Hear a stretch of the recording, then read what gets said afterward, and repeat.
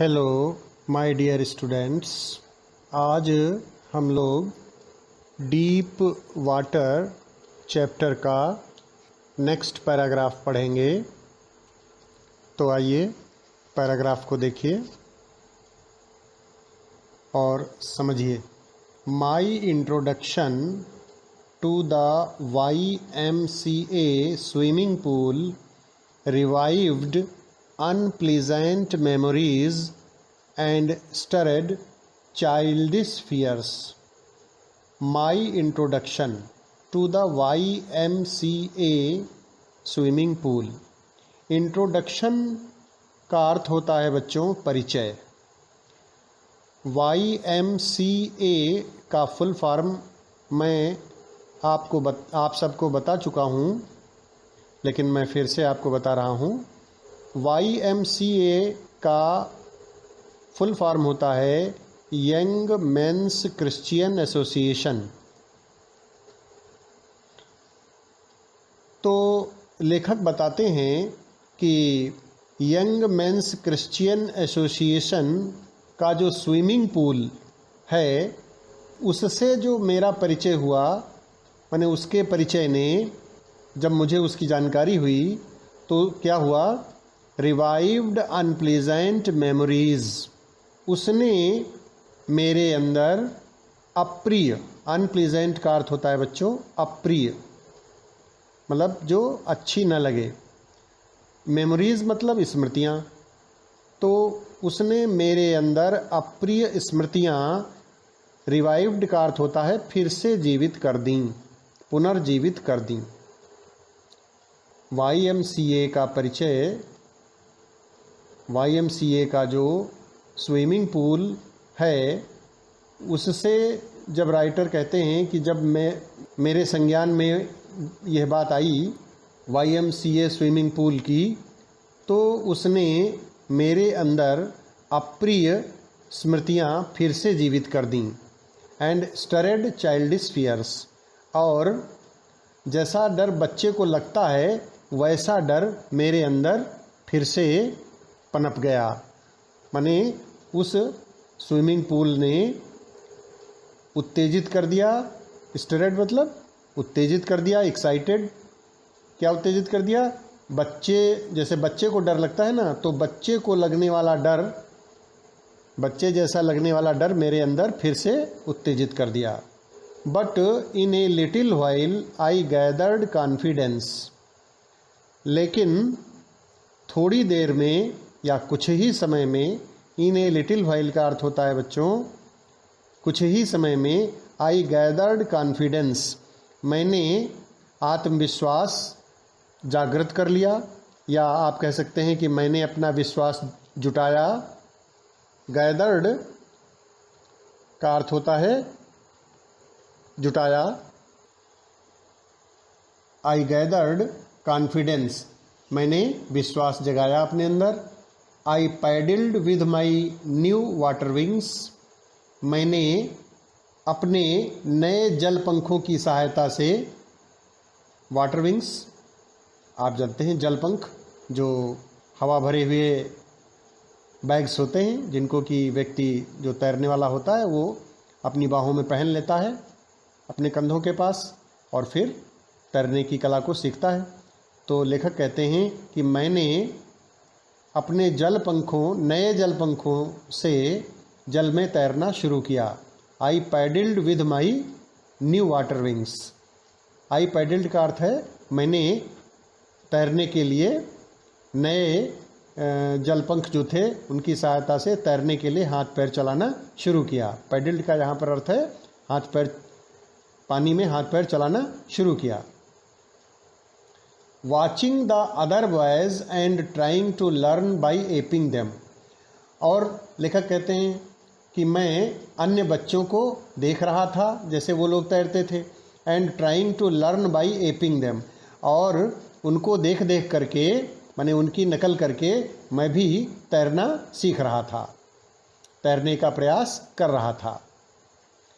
I did this 2 or 3 times on different days, मैंने भिन्न भिन्न दिनों में यह 2 या 3 बार मैं करता था।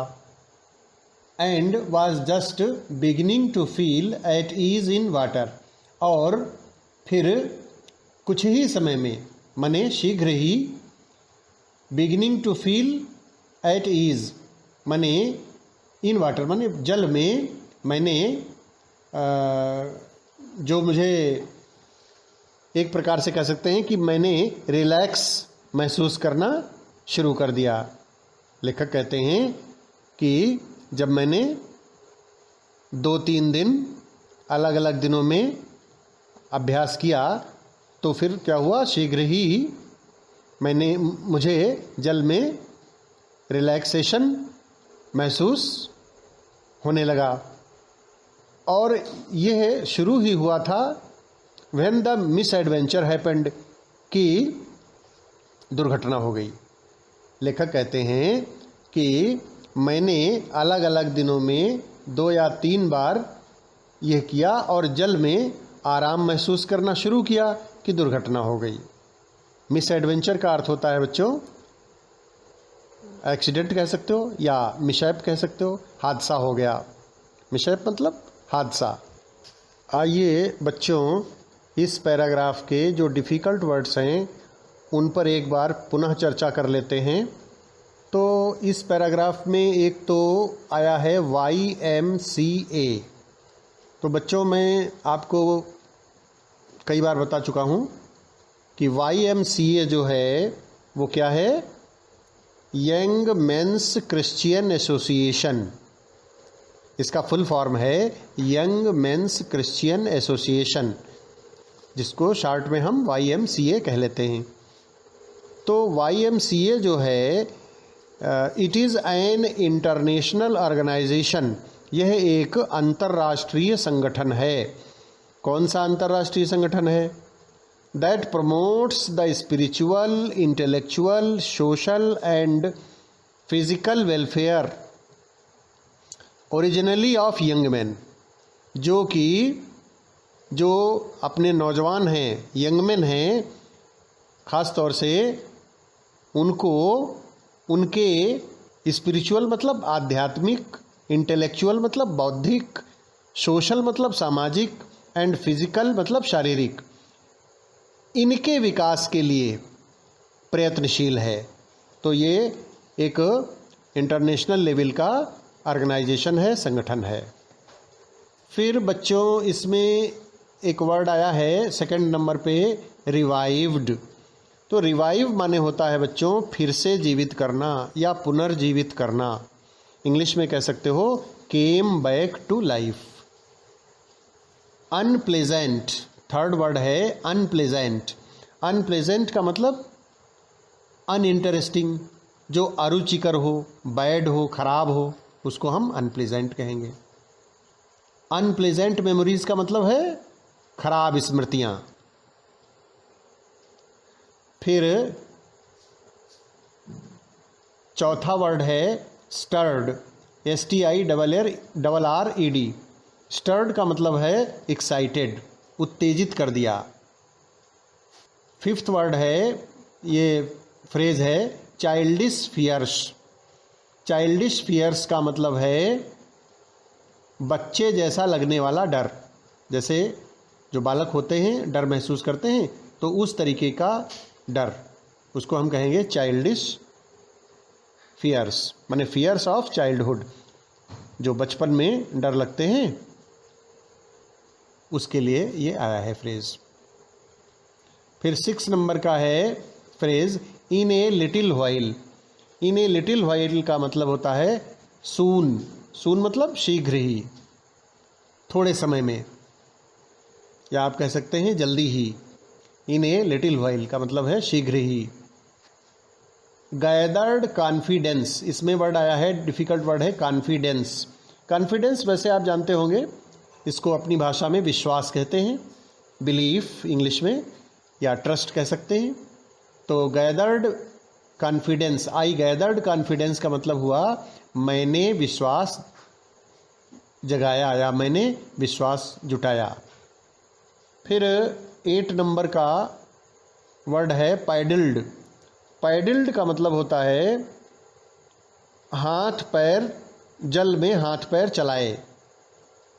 पैडल माने होता है हाथ पैर चलाना जल में। यहाँ पर जल में चूँकि लेखक ने तैरने की बात कही है, इसलिए यहाँ पर जल में हाथ पैर चलाने से तात्पर्य है। तो moved my hands and feet in water, ये अर्थ है किसका? पैडल्ड का। जो पैडल्ड वर्ड है उसका मीनिंग है ये। वाटर विंग्स, वाटर विंग्स तो आपको मैं बता चुका हूँ, मैं फिर बता दे रहा हूँ। प्लास्टिक और रबर बैग्स, ये वाटर विंग्स क्या होते हैं?